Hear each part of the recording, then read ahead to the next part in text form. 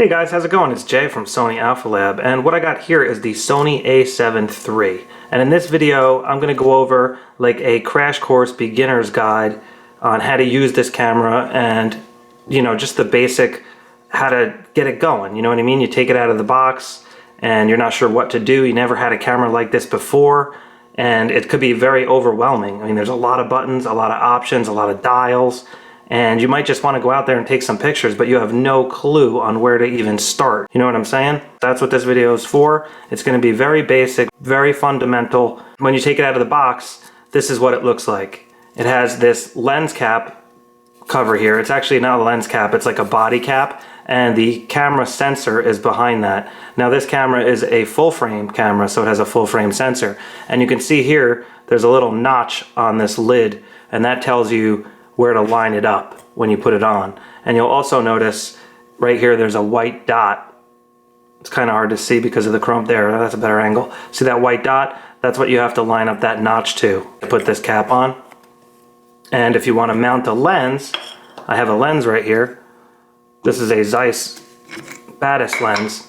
You'll see on the lenses, the Sony E-mount lenses, they have a dot that you need to line up with that white dot. So you just put dot to dot like so, and that's how you mount the lens. It's that simple. All right, so now that the lens is mounted, most lenses will have a lens hood, and you could just unscrew that and you can turn it around and then put it back on. And that'll provide you with protection on the front of the lens element, and it also will help it'll help with glare and lens flaring and things like that. So you always want to have your lens hood on. Even if you're inside and there's no sun, having it on there will offer you really good protection for the front of the lens. Now this is a prime lens, so there's no zoom on it, but it does have a focus ring. So lenses have focus rings and zooms if they're a zoom lens.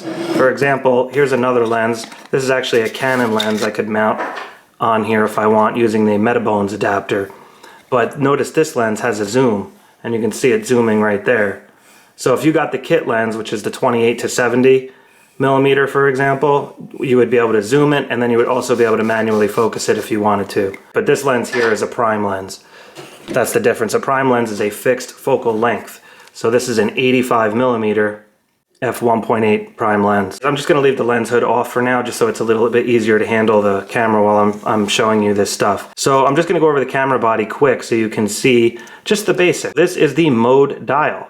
This is where you select your different camera modes. There's all different modes here, and you can go through on the Sony help guide, or you can check out my how-to videos, and I have videos explaining all these modes using various cameras. All the Sony cameras are pretty much the same, they just have slightly different features depending on the camera model. So I highly recommend just using full auto if you've never used, you know, a powerful camera like this before and you just want to get shooting as quick as possible. Just put it on full auto and leave it there for now. And of course you could always expand and learn stuff like that, but if you just want to get out there shooting quickly, just put it on full auto and the camera will do a great job 99% of the time. On the top here, you have a hot shoe mount. The flash will mount in this hot shoe, so you need a hot shoe flash. Metz makes some. There's all different options out there. Sony has a whole bunch of different flash units, and that's really good if you need to work in super low light and you need more light. A flash is a great accessory in that regard. Again, looking at the top of the camera, you have over here, you got steady shot inside 4K. This little symbol here means that's where the actual sensor is. So if you're measuring minimum focus distances and things like that, you measure from the sensor, and that's this line right here. That would be your measurement point. Also, you have on the top, you have the stereo mic. There's one there, and there's another one here. So you don't want to block them with your finger if you're recording video, for example, so be aware of that. Then of course, you have some custom buttons, C2 and C1. These are default programmed to different things, but you can change those. That's why they're C's, because they're custom. You can make them pretty much whatever you want. Over here, you have the on-off toggle. So you can just toggle it like this to turn the camera on and off. And then this is an actual button. That's called your shutter button, your shutter release button. That's to take the photo. So if you want to take a photo, you hit that button and it'll take the photo. It'll focus and then take the photo. If you press this button halfway, it'll just focus and won't take the photo. But if you push it all the way down, it'll just go, it'll focus, it'll beep, and then it'll go chonk, and it'll take the picture. I'll show you that in a second. And this is your exposure comp dial. Then on the front, you have a control wheel. Oh, also the lens.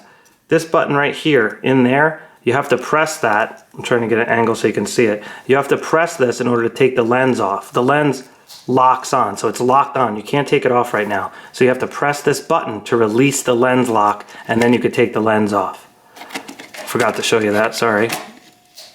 You can hear how it clicks on. So you have a dial here. This is a control dial, and by default this will control, you know, the aperture, the shutter speed, things like that. And let me show you on the back here, you have a few more dials. There's another dial here, and you can control, again, aperture, shutter speed, things like that. This is your exposure compensation dial. So if your scene is looking a little bit dark or a little bit too bright, you can dial it down or you can dial it up. So that's what the exposure comp dial is for. It's for manipulating the exposure one way or another, depending on how you have the camera set. Now, you also have here, sorry, there's a little bit of dust. I've been using this camera for a few weeks now. This is the OLED, or the viewfinder. So you can look through there to use the camera. You just put your eye up there and you can then see through the camera. And then of course you have the LCD screen here, which you can also use if you don't want to use the OLED viewfinder. And it tilts quite a bit. You get a nice flexibility here. You can tilt it up like that if you have the camera low, and then you can tilt it down like this if you have the camera over your head a little bit. All right, now continuing on the back, you have another custom button here, C3. You have your menu button, which brings you into the ridiculously vast menu system on this camera. And then you have your record button, this little orange button here. It's got the little orange dot on it. That's to record video. So it doesn't really matter what mode you're in, pretty much all the modes. If you hit this, it'll start recording video. But notice on the mode dial, you do have a video option here. So that's specific for video as well, but it will record video in the other modes, in case you're unaware. Now, there's also a thumb toggle here, you can see, so you can move the focus point around, and you can also navigate in the menu using this thumb toggle. It works really well. And then you have a control wheel here that you can turn and rotate, and you can use this to change your ISO, or your shutter speed, or your aperture. You can change that to your liking. And then here you have your garbage can, and it's also another custom button. The center button here is another button. And also this control wheel you can press in the 4 directions. It's also buttons in 4 directions. So this bottom one, you could make something, you know, on the right here it says ISO is the default. And then of course you have self timer. And then on the top it's the display mode. And that'll change the way that the LCD displays, and it'll change the way the viewfinder displays when you're looking through it. It'll basically add information to the sides, and it'll offer you different viewing options. This button up here is auto exposure lock. If you press this, it'll hold the exposure, and then you could then move the camera around and the exposure won't automatically change.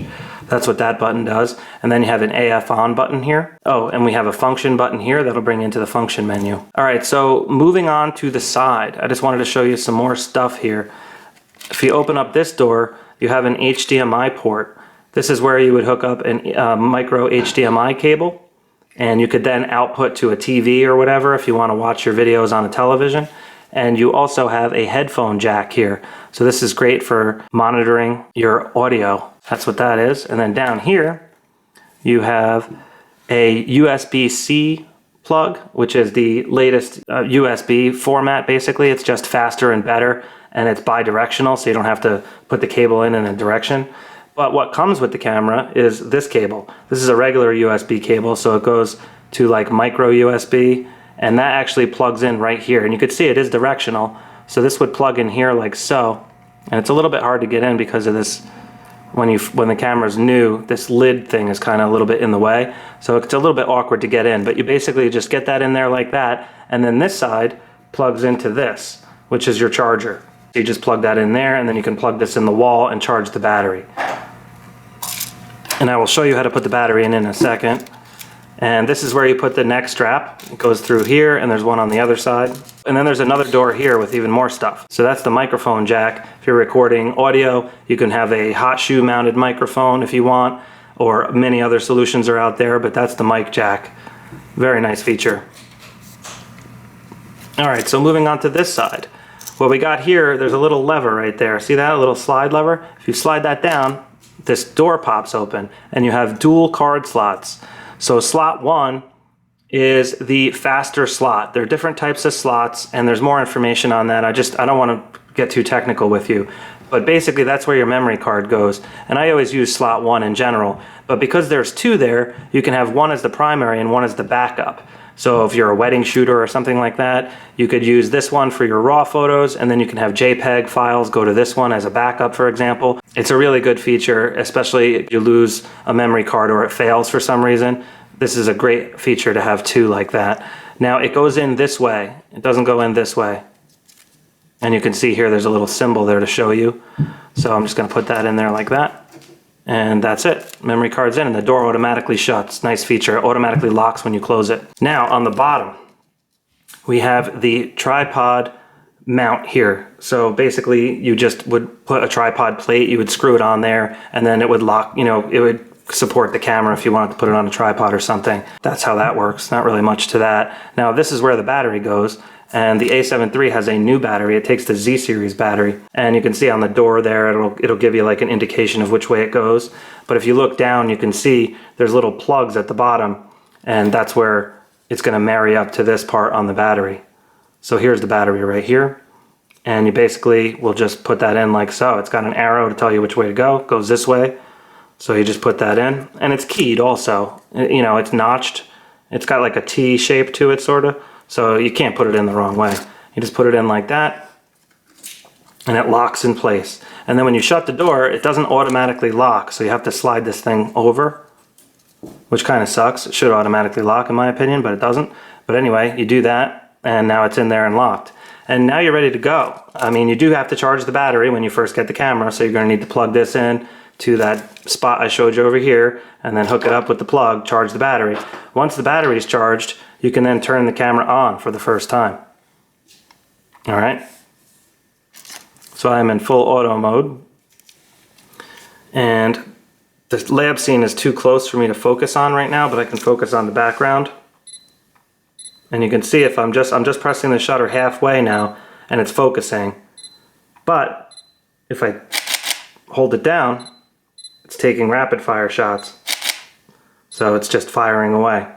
So that's how that works. Very basic. Now when you first turn the camera on for the first time, however, you are going to have to enter the time and date. It's not a big deal. It's very easy. You just got to select your area and get the time in there and stuff like that. All right, so we're in auto mode right now. And what I wanted to show you was the function menu. If you hit the function button here, that'll bring up this quick menu on the bottom.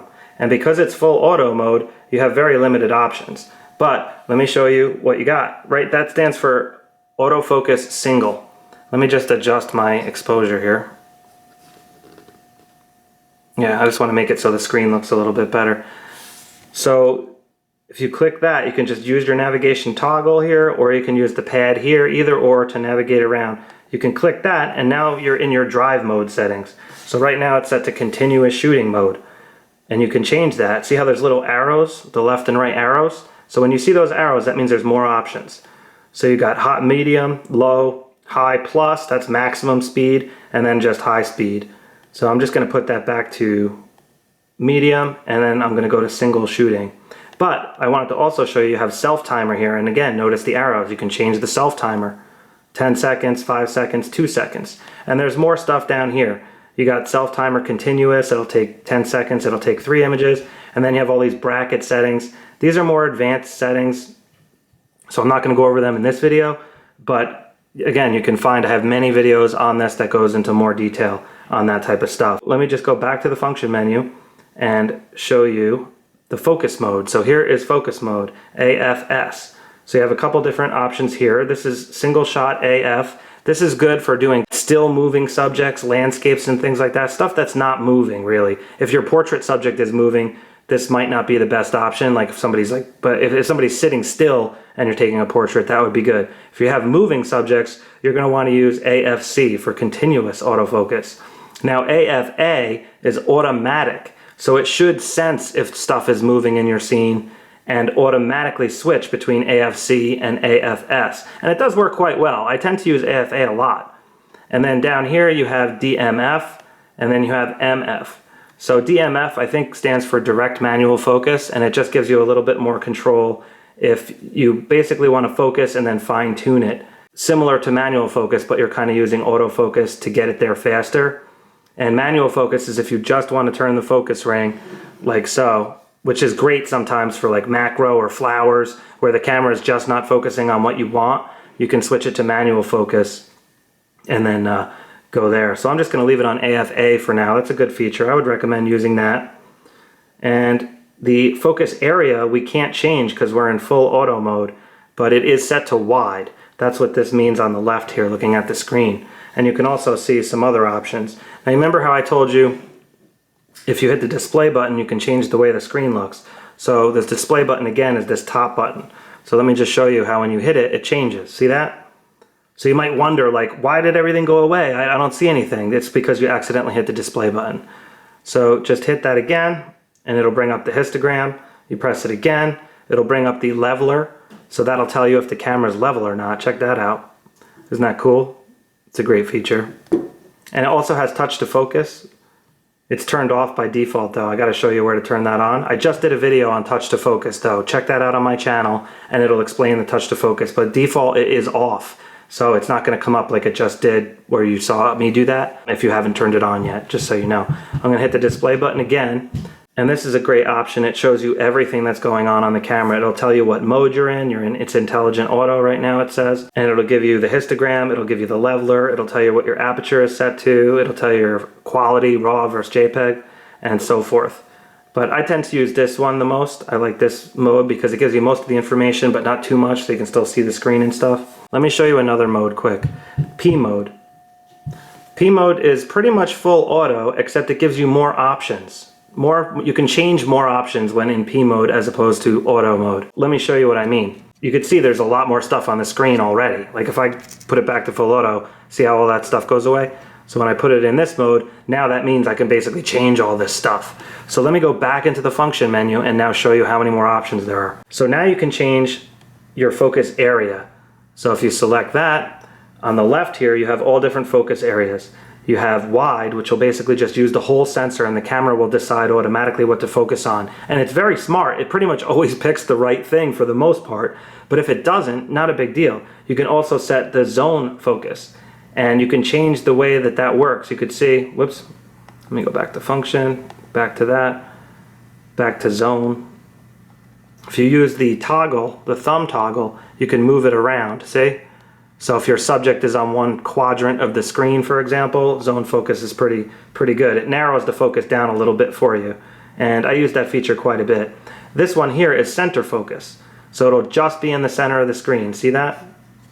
So that's center. That's, again, a great feature if you just want the focus to be in that one spot. It makes it much easier in certain scenarios like flowers or things like that. Insects.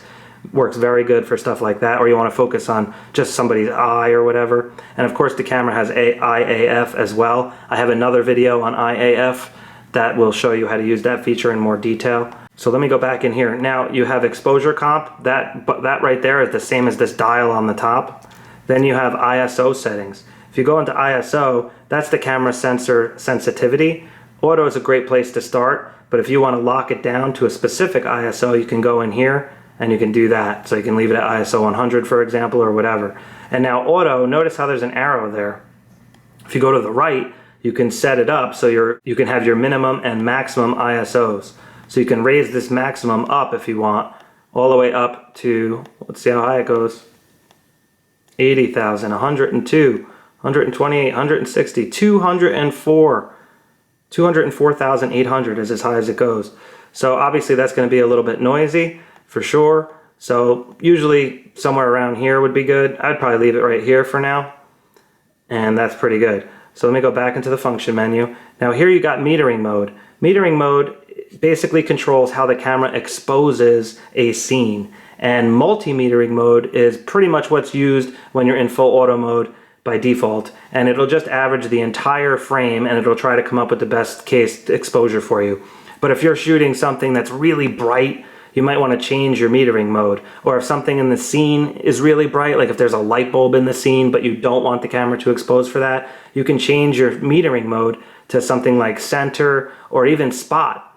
And then you also have more metering modes. You have the entire screen average, and then you have highlight metering mode. Highlight metering mode is particularly awesome when there's something in the scene that's really bright that is affecting your exposure and you want it to expose for that. So it'll expose for the highlights. Like if you're taking pictures of really bright clouds or something, that's a really good feature. Or water that's like, you know, got some white froth in it.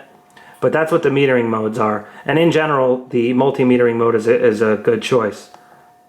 Now, if you scroll down, you have prioritize recording media. You can change which slot you're recording to and which goes where. This is your creative mode, and standard is the default, but you can change this. You have all different options. Vivid, which will give you much more vivid colors, more saturated and stuff. And then you could actually go in and manipulate these things and create custom ones. And there's a whole bunch of options here. You got neutral, standard. So play with these things. Take some sample photos and play with these different options. And you'll be amazed at what you can do. Black and white, sepia, all sorts of stuff here. So standard is the default, and again, it works really good. It's gonna give you a fairly natural look for the most part, so I would recommend leaving it there for the time being. And then you have white balance. White balance is how your camera decides what colors are what. Like if you want the, you know, blue to be the correct blue, you know, auto white balance is what determines that. It'll figure out how the colors are supposed to be, because lighting changes. You know, sometimes the light is really cold, sometimes the light is really warm, and white balance is what controls that. Now you can dial it in if you click the white balance. Auto white balance does a really good job most of the time, but if you're outside in the sun, you could lock it into daylight mode. And then you know that the camera is not going to accidentally, you know, fluctuate. Like if you're taking shots throughout the day, it'll be consistent. They'll all be consistent at one specific white balance. And that's what that means. And you can change it. You got shade, cloudy, you got incandescent lights. Those are like the yellow lights inside. And then you got fluorescent lights, different kinds of fluorescent lights. And if you keep scrolling down, you got underwater. And then you have temperature here. Temperature is cool because you can actually go to the right and dial it in to a specific Kelvin. And this is great if you're in a studio environment and you have lights that are a certain temperature. For example, I'm in the lab right now, and these lights that I'm using to light up the scene are 3200 degrees. So I have this set for that, so when I was taking lab test photos, I knew that the white balance was set perfectly. Auto doesn't do as good of a job as nailing it down perfect sometimes. So that's what that feature is for, the Kelvin. And then you have custom white balance. Custom white balance is great if you're using a gray card, a little bit more advanced, but that will give you super accurate colors in all different scenarios, and you can have multiple customs. It's great for wedding photography, for inside churches, receptions, where the lighting is really weird and the camera just doesn't know what to do. That's where you shoot a gray card and set to custom. Let me just go into the menu system now and show you a couple key things. So for starters, I'm going to show you this because it's already on it, but this is the favorites menu. It's called My Menu, and you can put different items in here for quick access. I added these items here. So I have file format, I have for taking photos, and then I also have file format for taking video, and then I have format for formatting the memory card. So that format, just plain format, will delete the memory card and set it back to, you know, so there's nothing on there. And then if you go to the right one more, you could see how it says 2 of 2 there. So this is 1 of 2, and you see that little arrow? That means this is 2 of 2. And this is how you add items and sort them, add them, delete a page, delete all. Awesome feature, the My Menu settings that Sony added. If you go left and right, you can just basically scroll through all the pages. You can also turn the dials to move it around, and you could also use the thumb dial to move around in here. So let me go back to page 1. So file format, I'm just trying to get you guys shooting here. So file format, RAW basically means you need to edit the photos yourself. So if you don't want to do that, if you're not using a program like Lightroom and you don't want to edit the photos yourself, like in other words, sharpen them, adjust the colors and things like that, add saturation, you're going to want to shoot in JPEG mode. So again, if you're new to the system and you just want to take photos and then share them, you know, on Facebook, social media, email them, like right off the camera, you just want to email them, you want to shoot in JPEG mode. And you can change the compression type for the RAW, and also JPEG quality, you can change that. I recommend using extra fine if you want the best possible quality, but if you want smaller file sizes, you can bring it to fine or standard, and you'll be able to hold a lot more images on your memory card. And then you have JPEG size. Again, if you don't need the full 24 megapixel resolution, you might be doing something where you're going to take thousands of pictures and the resolution is not important. If you're doing something like that, you go in here and you can just make them lower resolution. See that? So you'll be able to get way more photos on your memory card. depending on the situation. So it's just a great feature to know about. Aspect ratio, you can change that if you want. 3:2 is the normal default, which basically works out to like a 4:6 image. And then you have APS-C, super 35mm, and I'm just leaving that on auto for now. Yeah, and you can put it in APS-C mode if you want. What that means is it'll make the camera, it'll turn it into a crop factor camera like the A6500, so it uses less of the sensor. That's really good for certain applications like video and things like that. And if you need to go back, notice on the bottom there it says menu. You just hit menu and it'll go back. Now a couple other things I wanted to show you. This menu system is insanely deep, so I'm not going to go over all these features. I want to show you, I just want to get you up and running here. So you got focus modes, different priority settings, and all sorts of stuff in here. Face priority, center lock AF, pre-AF. If you want to save some battery life, you can turn that off. I'm just going to keep going over here to the right. More settings. Flash mode, white balance, focus magnifier. Now I'm on page 2. See that? Page 2 is movie. You can see here it says movie 1, and there's 9 pages. As you can see over here on the right, it's like 1 of 9. So that means you can go to the right and go to all different pages. But right here, I wanted to show you the file format if you're recording video. If you want to record 4K, you got to have a fast memory card. You got to have a memory card that's capable of doing that. And I have recommended memory cards below the video if you're curious what cards you might need. But if you go into file format, here's where you can select the different qualities. If you don't want to record 4K, I would recommend setting it to this XAVCS HD option, and that'll give you really high quality 1080p video. But 4K is obviously better. It's a higher resolution, but it gives you less record options. And that, what I mean by that is different types of recording modes. So record setting, you can see here it's set to 24p, which means 24 frames per second at 60 megabits per second. So that's the amount of data that's going to be written to the card. It also represents like the quality. So the higher this number, the higher the quality when it comes to the 60 versus the 100 megabits per second. So this would be a better option, the 24 at 100 megabits, but it's going to use way more memory card space, and the file size is going to be much larger, but the quality will be a little bit better. And then you have 30, which is a different frame rate, if you want to use 30 frames per second. Okay, that's up to you. So if I change that to this option, now if I go to record setting, look at all the options I got, way more options. And 120 will give you some great slow motion. If you're looking to get some slow motion, 120 will allow you to slow the video down quite a bit, and it'll also capture high speed action a little bit better, and so will 60. So you have 60p at 50 and then 60p at 25 megabits per second, and that will give you a little better frame rate capturing when if it's like high speed subjects you're trying to capture or something like that. 60p might be a better way to go for you depending on what you're doing. I tend to use 24p. That's what movies are basically you shot at for the most part, and it's a very cinematography oriented frame rate, and like I said, that's what pretty much movies and TV are shot at these days. On YouTube and stuff, a lot of people are shooting at 30p, and a lot of people now are shooting at 60p, which gives you that like super smooth footage when you're watching like any kind of moving stuff. So that higher frame rate does make stuff look smoother when it's action oriented.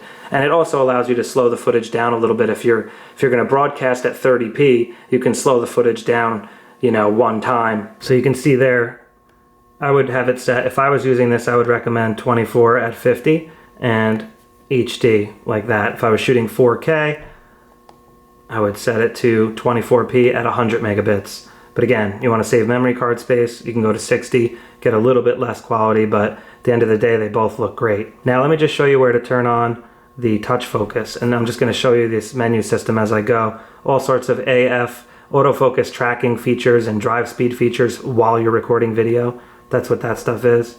And then you have all these other options, you know, marker settings. I mean, there's so many options on this camera, it's unbelievable. Steady shot settings, that's like the stabilization and how the camera works for that. Zoom settings, you can change the zoom settings. It's set to optical zoom right now, so there's no zoom, but you can actually change that, and you can turn clear image zoom on and get more zoom out of your lens depending on what lens you're using. Even with the prime lens, you can turn your zoom on and you can actually zoom with a button and get some zoom even if you're using a prime lens. but I'm just going to leave it to optical zoom for now. Now, if I keep scrolling over here, I wanted to show you a couple other things. Here's where your custom keys are. Remember I told you about the C buttons? This is where you can change those. And audio signals, you can turn that off if you don't want the camera to beep. Wi-Fi settings, all sorts of stuff like that. And playback settings. This is like when you're viewing photos. If you take a picture and you want to view them, that's what this play button is right here, my thumb. You hit that and it'll bring you into the play, and that's the photo I took before. And here's some of Layla from Taekwondo, so you can scroll through there like that. So that's how you view your photos. And you can also zoom in on them. If you hit this this button here, the magnifying glass, it'll zoom in on the images. And then you can navigate around the photo during playback. Make sure your sharpness is good. That's how you do that. Let me just go back to the menu though. Alright, now if we keep going to the right, I wanted to show you the toolbox. Now brightness, monitor brightness, I have it set to sunny weather right now, and that makes the monitor way brighter. If I put it to manual, you could see the monitor went way less bright, and that's good because it'll save battery life. But I just wanted to show you that feature, because when you're outside, the monitor brightness is sometimes not enough, and that's where you can make it super bright so it's much easier to see. And then you have your volume settings here. You can change that to lower the volume when you're viewing movies on playback, for example. Now if I go to the right here, you can change your display quality and things like that, how quick the camera turns off. That's what power save is. But touch operation, this is what I wanted to show you. That's where you turn that on, touch operation. I did a whole video on that, so just check out that video for way more details. But just to get you up and running, I wanted to show you that quick. I'm gonna link below, I'll put a link to the help guide, the Sony help guide, and that will really help you out. If you just search whatever you're looking for, whatever feature you're looking for, if you go to the help guide, it'll show you and explain to you with pictures and everything. It's great. I'll actually screen cap some of it so you can see what it looks like as I'm talking here. I'll show you what the help guide looks like, and it works really well. It answers a lot of questions. I use it a lot of times before I do these videos just to clarify some things that I might not be 100% sure on what term to say or whatever. So it's great for that. Now, one last thing I want to show you is how this camera, you can mount other lenses. So I have a Metabones adapter, and I have this Canon 24-105 lens. So all you got to do is line up that dot. See, there's the white dot to the white dot, like so. And now I'm using a Canon lens on a Sony camera. And they make all sorts of different lens adapters. So I just wanted to make you aware that the camera is also capable of doing that. Alright guys, just wanted to show you that really quick. I'll put the Zeiss Batis lens back on. This lens is amazing, by the way. Still working on this review, but it should be coming out shortly. That is it for this crash course on how to get going for if you're a beginner with the Sony a7 III. So please ask questions below if you got them. I really hope you got something out of it. My beginner videos seem to be doing pretty well, so that's why I decided to do one for this camera. And you guys seem to like those videos, so I will catch up with you guys later. Please give me a thumbs up. I really appreciate it if you do that. And please be sure to subscribe. And again, let me know what you think. If you need a video on another feature that you want me to show or whatever, I can make another video, or I can direct you to a video I already made that can help you in that area, for example. Have a great day, guys. I'll catch up with you next time. Take care.